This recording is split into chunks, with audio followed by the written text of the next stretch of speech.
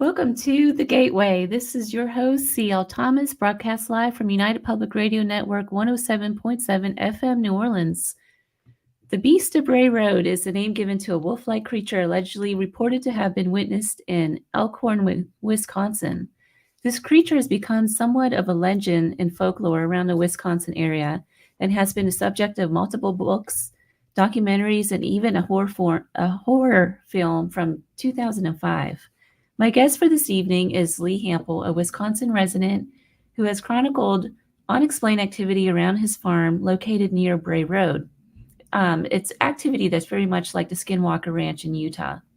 These events include strange deer mutilations and UFO sightings. Lee, welcome to the show.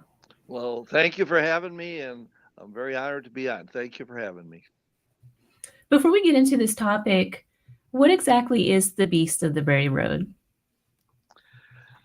Well, it's. I've seen it 3 times. The creature, the beast. It's extremely huge. It walks on 2 legs. It's 6.5 to 7 feet tall, and it has features of a canid in its face, and also in its tracks. The tracks are 5-toed, 7-pad canid tracks, but there's no canid that has the 5-toed, 7-pad tracks. So it's it's it appears to be like a canid, but it has many differences. One, of course, is bipedal. What is your connection to the beast, and how did you come in contact with this? How did this all Oh, start? um, I purchased a farm in 2007. I actually live in Illinois. My farm is in Wisconsin. The farm where next to Bray Road. It's in between Bowers Road and Bray Road. But in 2007, I purchased a farm uh, with with with help of my family to bale hay on for a farming operation we have here in Illinois. We had horses or show horses and boarding horses. Now we have horses and cows and sheep and goats. But the purpose, and still the purpose, is to farm hay and bale hay, make hay for my for our animals here in Illinois, northern Illinois. Well, can you tell us a little bit about yourself and how you started noticing the strange events around your farm?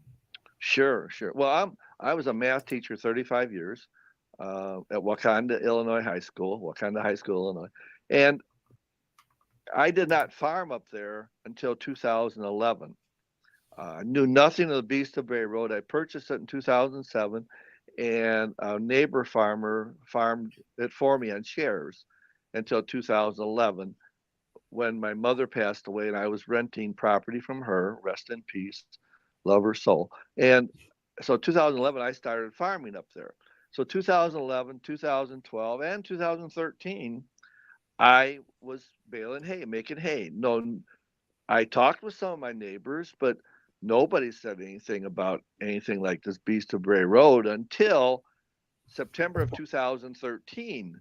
I made a bad mistake. I cut the hay in September and it was ready to be baled. Well, it was on a Sunday that it was ready to be baled. Of course, when it's dry, you have to bale the hay.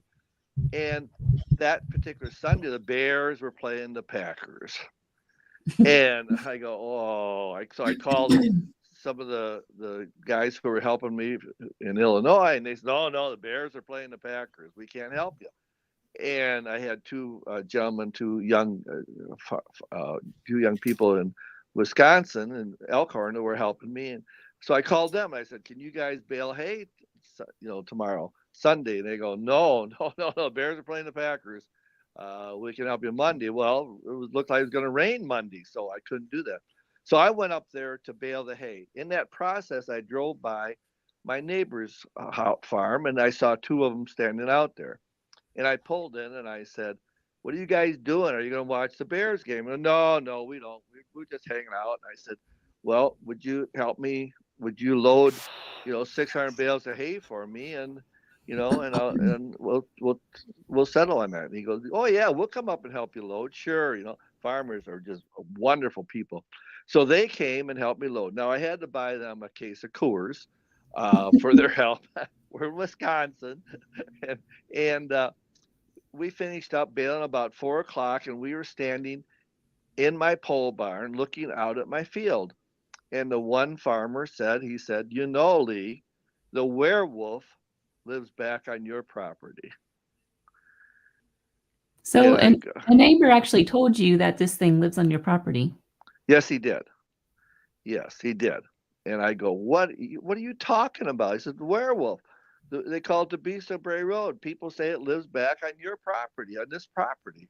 And I go, you're so full. Your eyes are brown. You're so full. He goes, no. So he starts telling me about these neighboring farmers. This guy saw it on Bray Road in 1999, and his wife and mother-in-law saw it in 2010 on Bowers Road, right during the day. Jump across Bowers Road right in front of their car. So he's telling me about all this stuff, and I go, "What are you going to?" I didn't even have Google then, 2010 or 2013. So I think I still had a flip phone, but but he but in that and he told me that the one neighbor, in fact, that was a neighbor who was baling my hay for me, had seen it on Bray Road eating a raccoon. Well, 2 days later, I was heading up to my farm, and I saw a raccoon that was roadkill on my property. So I picked it up, and I took it out to the far part of my property, which is a half mile from any roads anywhere. It's a quarter mile from Bray Road, actually, a half mile from Bowers Road. And I threw it in my fence line. Now, this is in September. The grass is easily 3 feet tall, in the fence line. So I just threw it over there, and okay, see what happens. Well, I came back 2 days later, and it's cut open all the way down, and all of its innards are gone. And I go, wait now, and there's still it's just down in this hole, in the tall grass. There's no grass knocked down. I go, well, the only thing that could do this is a hawk. I mean, I grew up on a farm in Illinois. I've been outside a lot. The only thing that could do that was a hawk.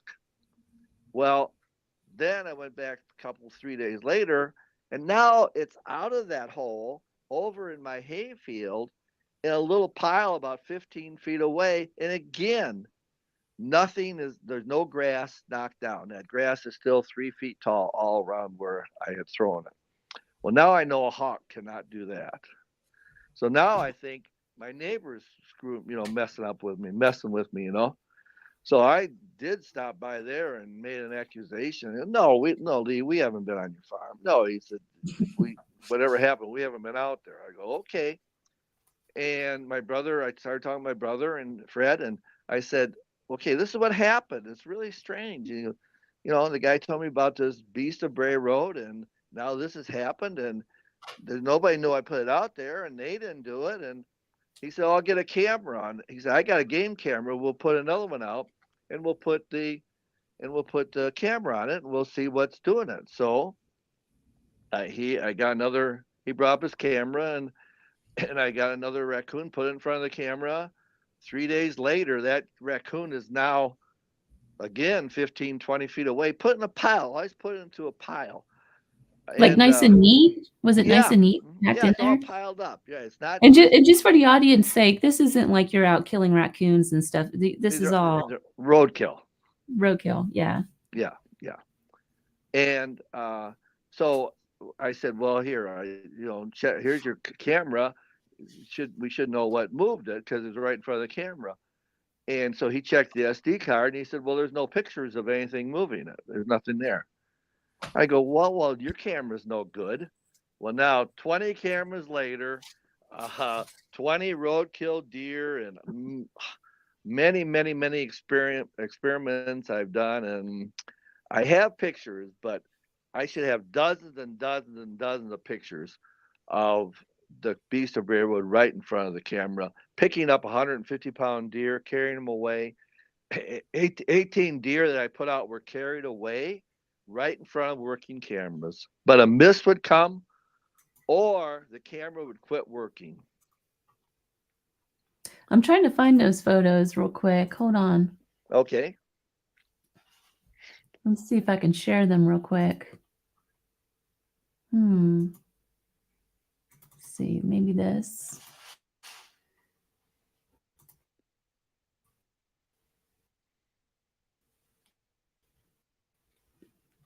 Let's see here. Can you see my screen? Let me move this up to me. Is that a yes, no, maybe? No, I don't see any pictures.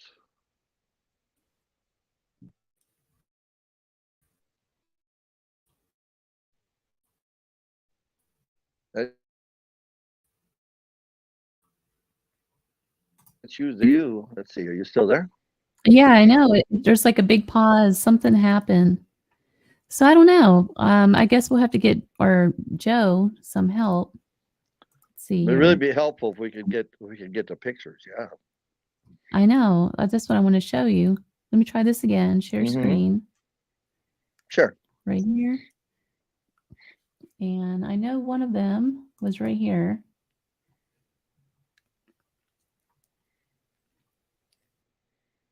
And there it is. But I'm not sure why it's not. See, we need to put it on there for us because I know he went somewhere. But in the meantime, so you put up these game cameras and you start getting all of these mutilated animals everywhere and stuff. I heard you in a different interview, and you were talking about the smell that you would smell as well around your property. Oh, I wish we could get the yes. Numerous times, a number of times, and when that smell, there's always the tracks are there, or this mist is there. You can't see this mist. If we can get the picture, I'm sorry, I won't keep saying that, but that smell, it's overwhelming. I would call it dog urine and skunk urine combined, and then been in the sun for 3 days. That's what it smells like. It gets in your nose. Now I can smell it now. And I've had COVID. I mean, it's a very, very unique smell. The one time a worker was helping me, we were tracking the creature, the beast, through a cornfield, through my neighbor's cornfield, and we had tracked it for half a mile. And that particular time, it had carried away. That was a smaller deer, 75-pound deer, and we followed the tracks, and that smell came while we were tracking through this cornfield, through the neighbor's cornfield, and I said, that smells here. There's that smell, and this was the second time. He had not smelled it before, and I look, and he's running out of the cornfield. He's running over, and so I walk out, and this is a big guy too, a big kid, and he's in the truck, and I go, "What are you doing?" He goes, "No way." He said, "I won't come back in there unless I have a shotgun." Well, we're not going to shoot it with a shotgun, So we're not going to shoot it with a shotgun. So that smell is and really bad. And Linda Godfrey was there during one time we got out of the truck. She was, Linda Godfrey? I don't. Who was that? Linda Godfrey has written about, I think, 20 books on cryptids, and like 4 or 5 on the Dog Man of Michigan and the Beast of Bray Road. Monsters Among Us is a book that I'm 3 chapters in. They wouldn't use my name, but they used the name Roy Smith. But she was there the one time, and that smell was there, and that was smell. Another time the smell came, and my tractor basically quit running. The smell hit me, and I was going to follow it, and the tractor uh, quit running. I've had that. I've had snowmobiles quit running, tractors quit running. You know, in my Well, hayfield. for those out there who are listening and you want to see the photos, I did post them on Facebook just now. If you want to go and look at them, it's the first post of mine up there. And my Facebook page is CL Thomas. So if you go to my Facebook page and look, the photos, the images are up there. Lee, it looks like in some of these images, We there's need like we a need. blurry anomaly Oh, we in need to them. talk. We need to talk about them. Oh yeah, I have a story about every one of those pictures. So Well, do somehow, tell. I mean, I'm looking at this one where it looks like it just blurs you out in every single game photo. is half my body gone? Yes. Okay, that particular time, um, Linda Godfrey was with me. I got out of the truck and the smell was there, and I walked over and I said, I know that I had a deer, and I walked over to the deer to make sure it wasn't that smell. I knew it wasn't, but I walked over to the deer and told Linda, okay, that's not the smell. And she goes, no, no, that's not a carcass. Plus, this was in, I think that's in November, that picture. And and we got back. So I took out the SD card and got back into the truck. And in that process, we started looking at the SD card, and that um, mist. It's that was a bright, clear day. And when I'm standing in those pictures, bright, clear day. That mist came about 10 o'clock in the morning, and then we got there about 2 o'clock, and I walk over to the deer, which is totally clear, and again I come back and take out the SD card, and we get in and we're looking at them, and I said, "Oh, it's 2 o'clock. Look, at we were here. You know, we were just getting here." And that's me walking over. Half of my body is gone. And when I took out and I walked over to the camera to take out the SD card, 8 seconds, I was all clear. That's that mist that it's not a mist. It's paranormal mist, or it's maybe electronic mist. Uh, I don't know, but I've shown those pictures to camera guys from Hollywood and Chicago, and he was a cameraman in Hollywood, and now he's in Chicago. He said, "You can't have that. Did you have a smoke machine out there or something?" I go, "No, that's what the camera took. That's what the game camera took." He said, "Well, there's no way you can do that. How can half of your body be gone? Maybe you had a green screen." I go, "No, those are what the camera took." And it's just amazing. Uh, that mist would come, and the deer would be laying there. The mist would come, and the deer would be gone, or the deer would be moved, or in this case, 3 times I've been in front of the camera where part of my body or my whole body has been, um, you know, uh, what word do you want to use? You know, Like uh, blurred out just about. Almost well, like there's some kind of vortex or something right there. the mist. It can be white, it can be black, it can be brown. It can have multicolors to it. It's been many. I have many pictures of that, of the mist when it's there, and then the deer is moved or gone. Uh, it cloaks you, and I know the mist has been there, and then the deer is gone, so I know it cloaked the beast picking up the deer and carrying it away. It had to have. Well, how big do you think this thing is? Have you seen it dead on at all? I saw it at 3:30 in the afternoon on May 11th, 2021. Uh, it was a quarter mile away. It was actually in my neighbor's field. I was in my field, May 11th, 2021, and checking my cameras.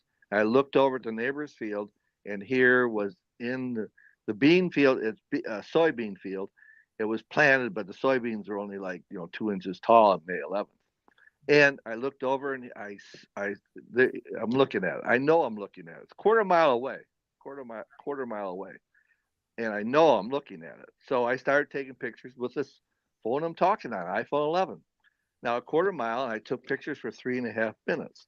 Um, the one picture, it was crouched down, then it stood up, walked away from me, walked west, walked away from me, dropped down to all four, and went into the woods. That's what I saw. And if you look at my pictures, I'm not showing those pictures right now, but that's what happened. Well, I talked to the cameraman guy, and I told him, I said, here's what happened. He said, well, if you'll send me the one picture, I won't use it or anything. You send me the one picture of it standing up.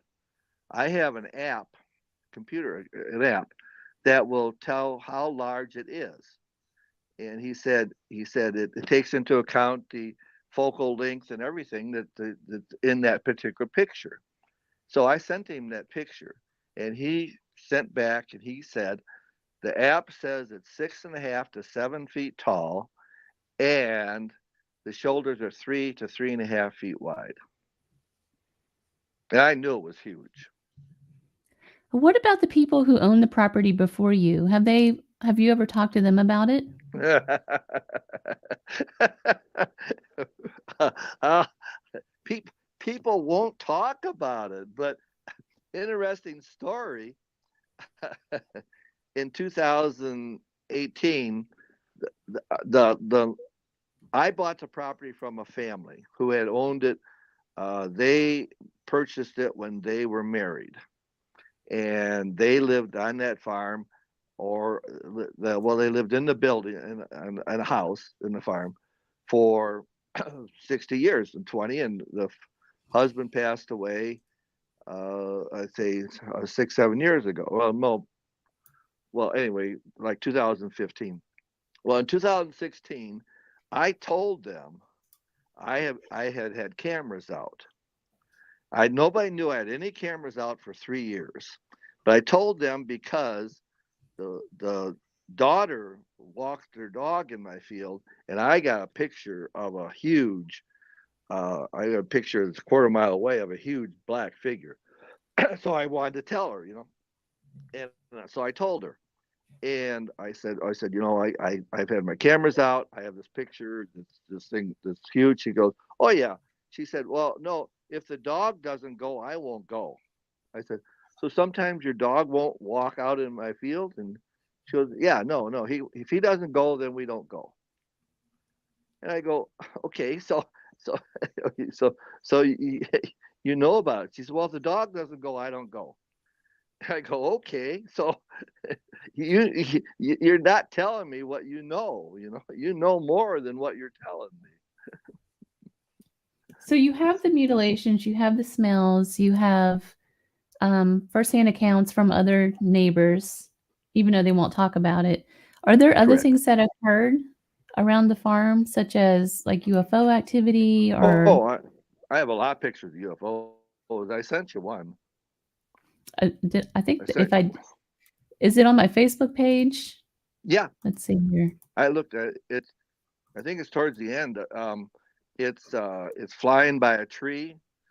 It's perfect. I only sent you one picture. My camera actually took 6 pictures of it. My game Oh, camera. I see it.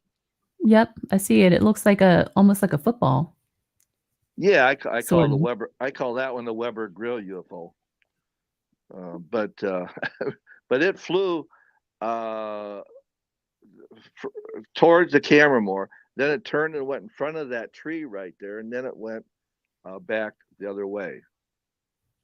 And I have the 6 pictures that the camera took to show that. But that's one UFO. But I have lights. I have orbs.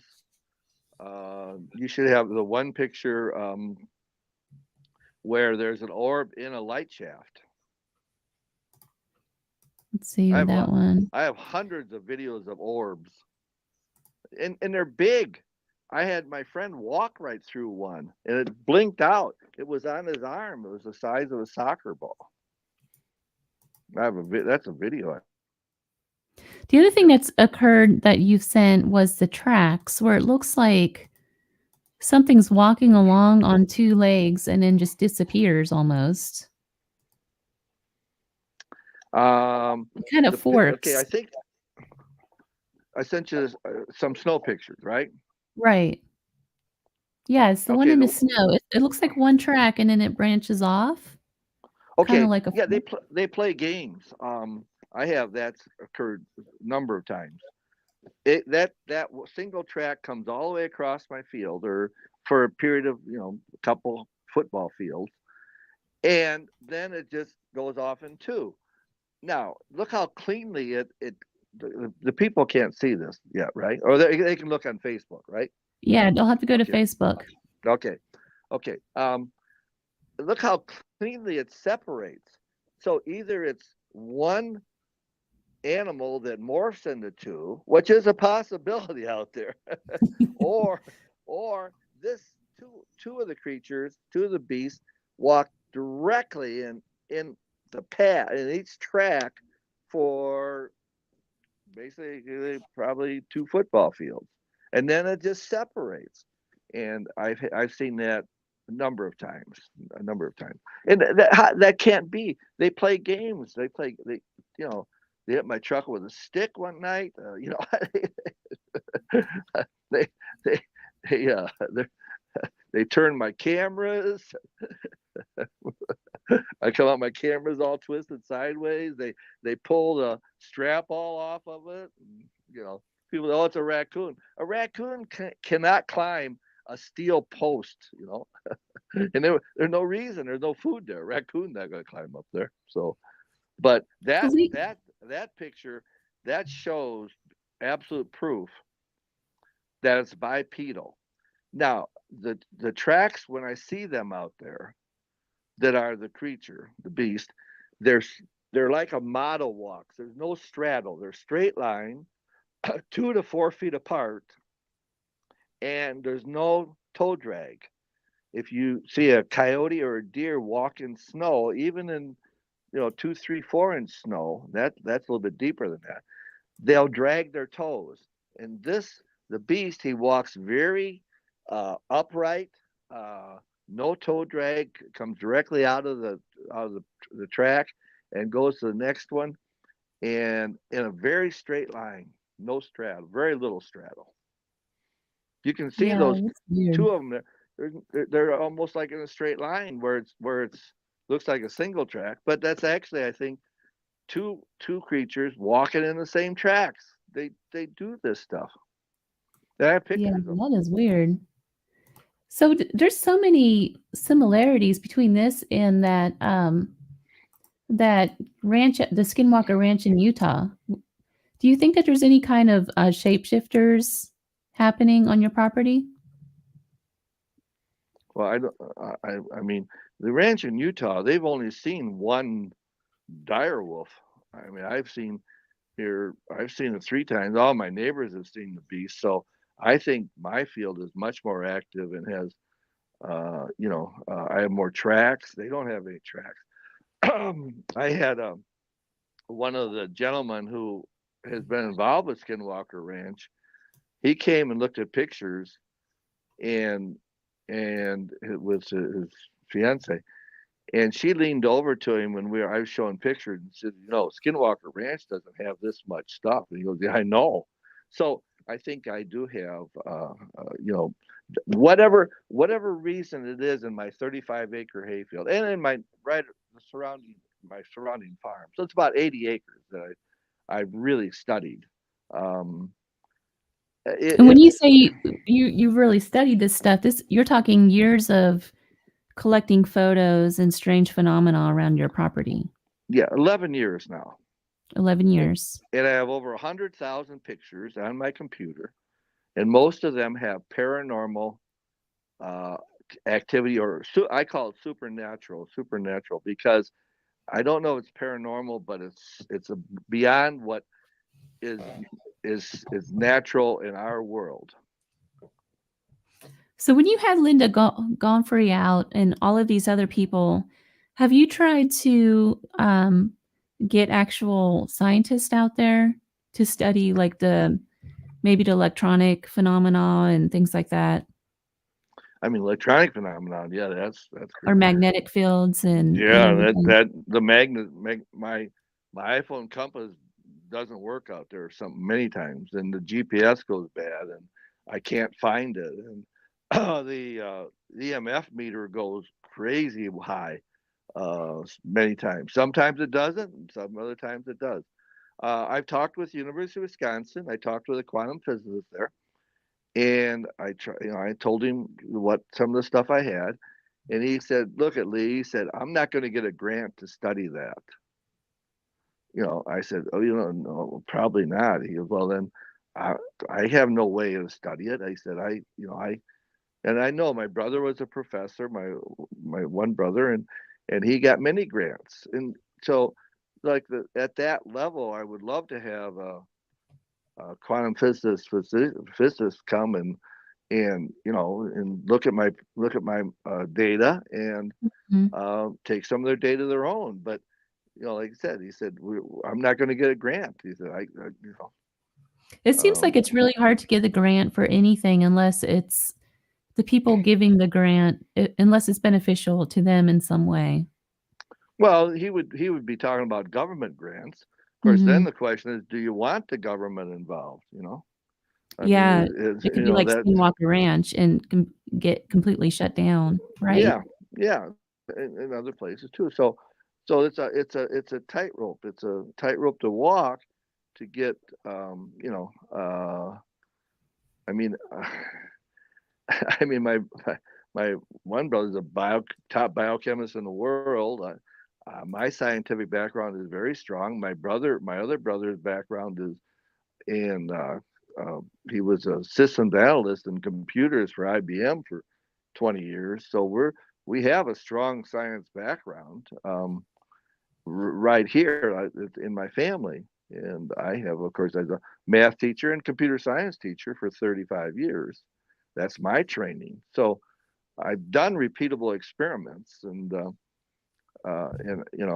been repeatable, and I continue this process of collecting data and performing scientific data experiments.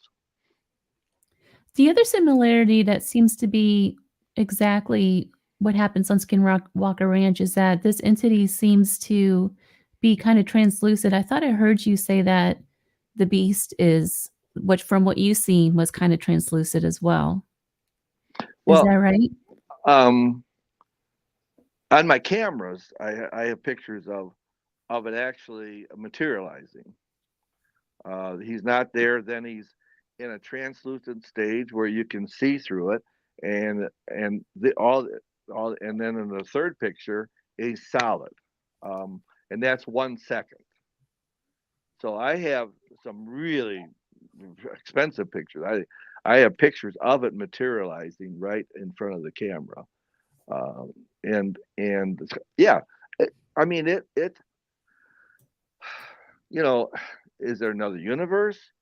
Because it will be walking along in the snow or in the dirt. And snow is especially visible.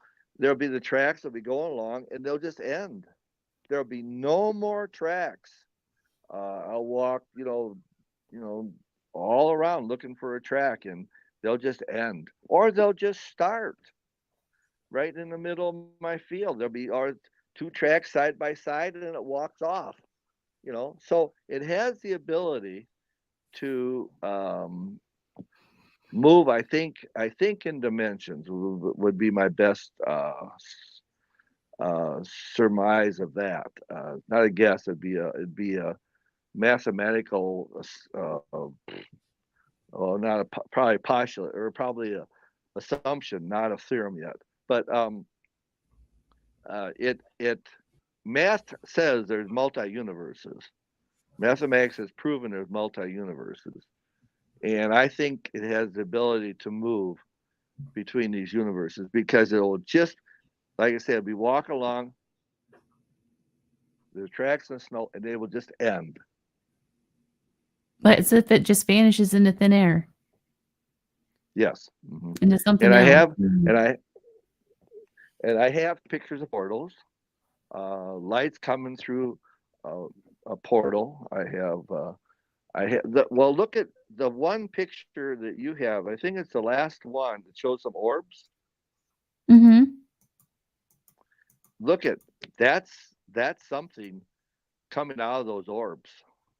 See the swish figure to the left? That picture, I didn't know I sent you that picture, but that now it's out now. But that picture is really an important picture because here it's got orbs, and you can see a uh, flash figure or whatever, whatever you want to call it, materializing and coming out of that orb and going, off to the left side of the picture. See that uh, Yeah, it blur? looks like there's something like manifesting right out to the left of it. There is. That is. That picture, Hmm. I didn't know I sent you that picture, but because I have other ones. But that picture is an important picture because it actually shows to me, I'm pretty sure that anybody said it shows a manifestation from those orbs. That was taken by my game camera. Lee, do you think that it's possible that there's some sort of like I'm looking at going back to the one with the footsteps where it Sure, just splits into two. Do you think there's some sort of time lapse that's happening over and over again in that area? time lapse. Yeah, like maybe something happened in the past and it's just replaying itself over and over again. I don't know. I've lost time 3 times. I've absolutely lost time. I do not know where I was for an hour to an hour and a half, 3 different times on my property. The first time, I'll tell you, if you want to hear another story, you want to hear another story? I do. I'm always up for Another story. stories. Okay. May 5th, 2017.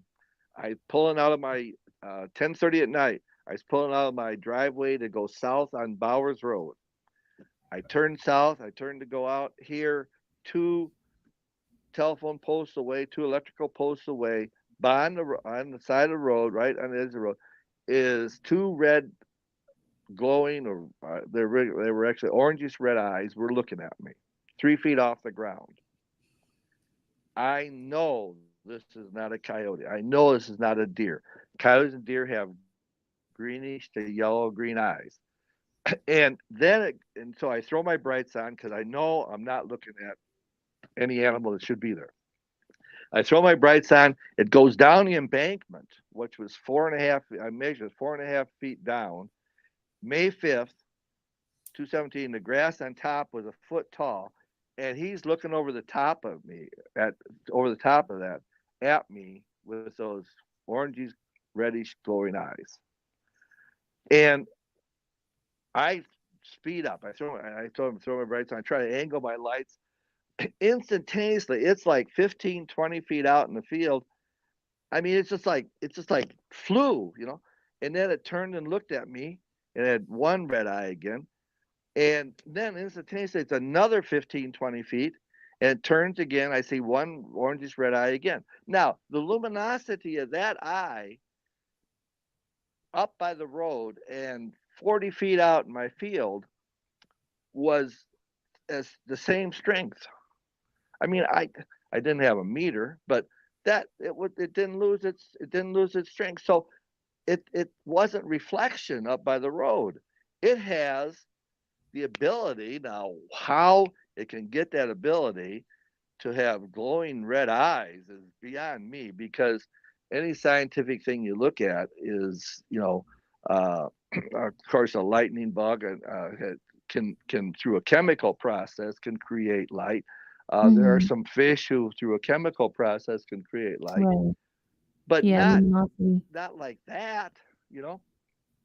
And I couldn't see any body. So there's another situation of where how it does this, I don't know. I mean, it's supernatural, but I should have seen body. I'm 80 feet from it, and and I'm looking at the eyes, and there's no body. I never saw any body. Now, whether it's that black, it was a dark night, but it or doesn't reflect, it doesn't have heat, or I don't know. I didn't have any body. Um, so I what I thought I did, I went down the road.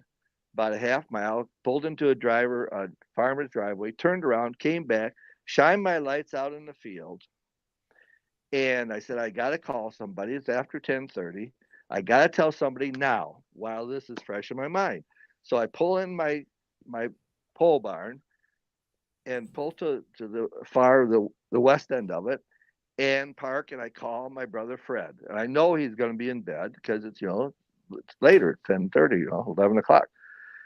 But I said, I got to tell somebody. And so he was the only person I could think of who I could call and tell. So I called and told him the story very calmly. I just saw this thing. It was a red eyes. No, Very calmly. yeah, yeah.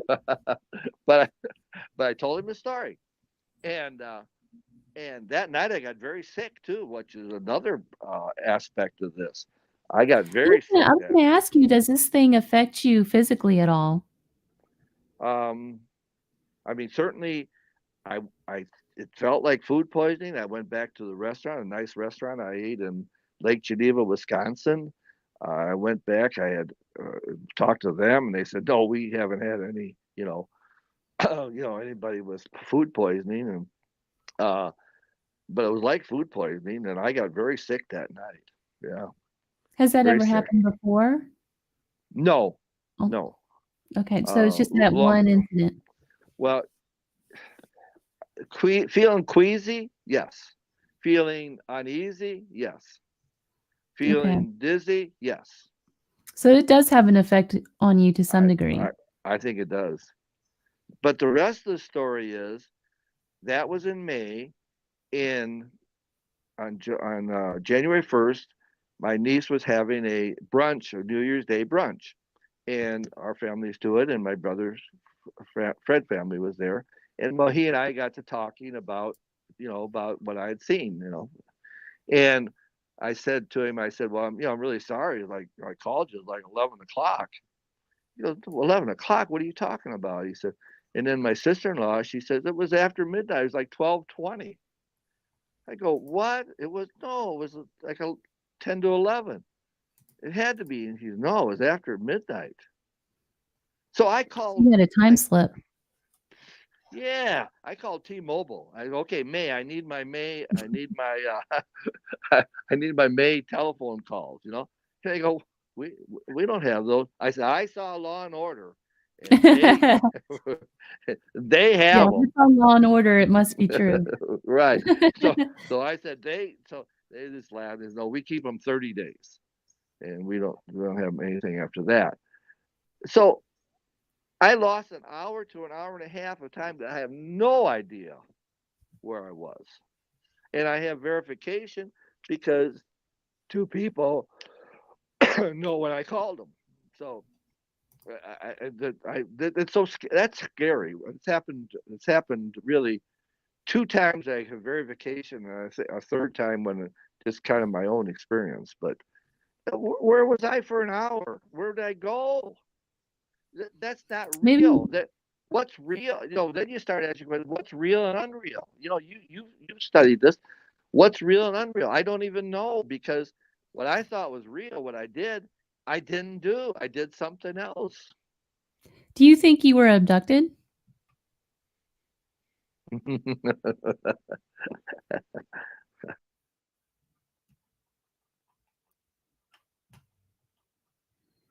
So I guess my guess has disappeared. I don't know where he went, you guys. So that was Lee Hampel talking about the Beast of Bray Road. And gosh, what a story. So he bought this farm out in Wisconsin. And shortly after buying this farm, he starts having all of these really strange occurrences, such as where are we at here? Oh, you disappeared, Lee. You just disappeared. So I was just kind of rehashing your story a little bit.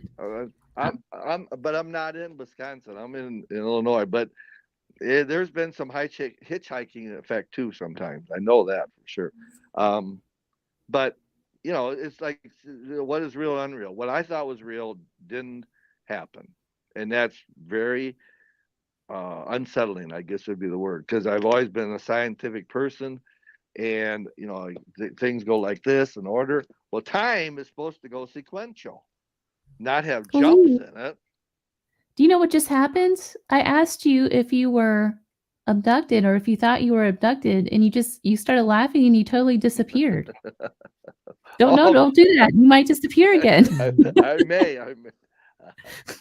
I have two marks in my arm that I got, and I tried putting a magnet on stuff. They're still there.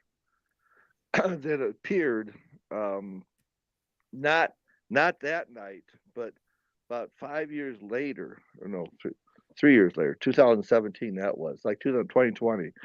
I have two marks in my arm here, but I don't know what they are. They're like two little scar things. They got a little bump to them. So, um, but I also lost time in Somebody, 2021. one of the guests says you got probed. I I tried to put a magnet on it and stuff. Um, there's two marks there that I didn't have before until a couple years ago. So So, Lee, what do you think is happening on your farm?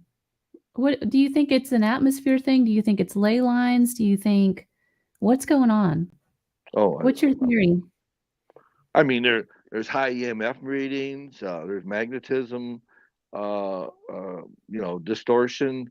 Um, you know, I mean the world is working on in the science world. They're working on this metal called metamaterial. I don't know if you've heard about metamaterial. It's called. Mhm. Um, have you heard of it? They've been I working on have it. heard of it. Mhm. Pardon? And I have they heard of cut it, yes.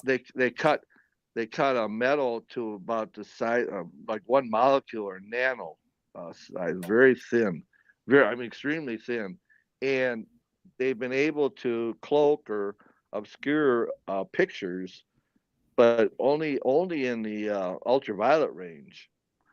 Um, in a very small, like a very small area too, like half inch by half inch. Um, but that's a science process now. Science, I mean, Einstein said there were black holes. We didn't find any black holes for 50 years. Uh, the work I'm doing. If somebody, if it helps somebody studying this 50 years from now, I'd be more than happy about that. I mean, I won't be here in this world, but that's what science does. It studies it. Then it progresses, studies and progresses, and studies and progresses.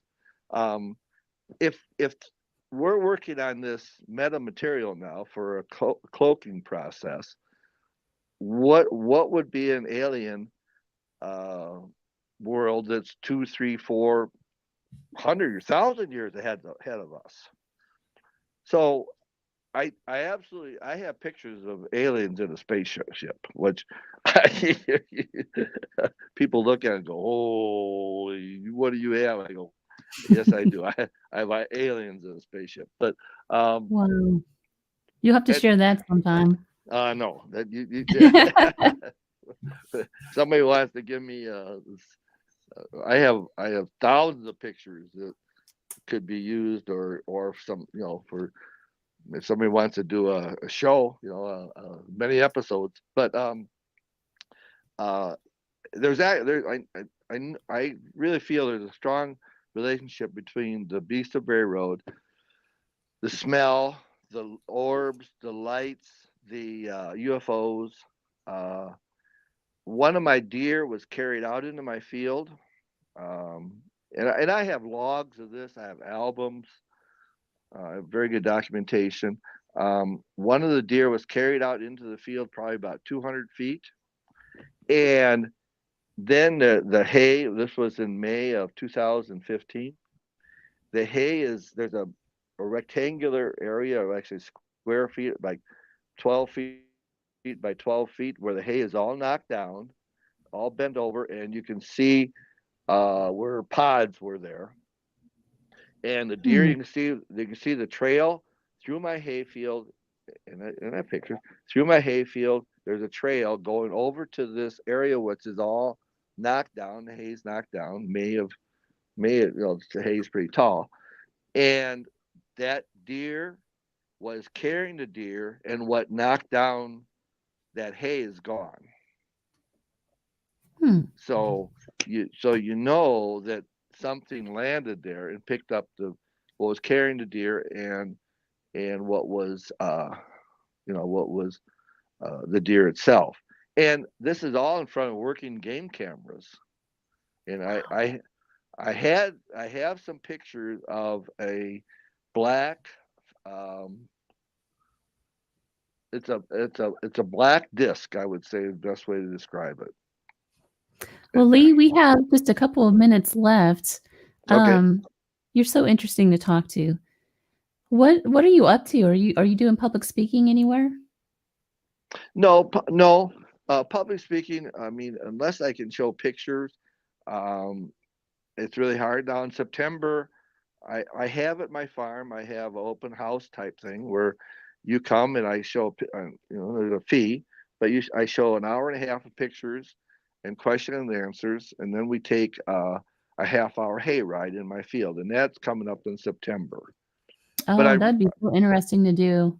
I really need I mean, I was a teacher, so 20 people, I'm beautiful. I just in my my realm then. And in front of a large crowd, I've tried it, but the screen doesn't have enough pixelation to see some of the nuances of my pictures. So, Right. so I do this once a year, um, and uh, and then if there people are interested for a fee, you have 4 or 5 people. You can come to my farm, and we'll set up a date, and we'll have an hour and a half of pictures and questions and answers, and we'll go on a tour. So I How do how can I contact you for that? on Facebook Messenger Okay. be the best way. So what's your Facebook page? Just Lee Hampel. Yeah, I have a Facebook page, Lee Hampel. I'll definitely, for those listeners out there who are interested, I will post it. I'll Yeah. tag him on my Facebook, and then you can easily find him and get in touch with him if you want to go on a tour and investigate his property. I think that would be really interesting to do. Oh So, yeah. Lee, People are amazed. Yes. thank you so much for being on the show. Oh, thank you for having me. Very enjoyable. Thank you for having me. And I'm sorry we couldn't get the images up there. I had planned on it, Sure. but they're definitely on my Facebook page for those out there. C.L. Thomas, look that up. They're in the first comments on my page, and you can look through those images. They're really interesting. You've been listening to The Gateway, your portal to the unexplained and mystical and otherworldly, broadcast from United Public Radio Network, 107.7 FM, New Orleans. Stay safe. Until next time. Thank you.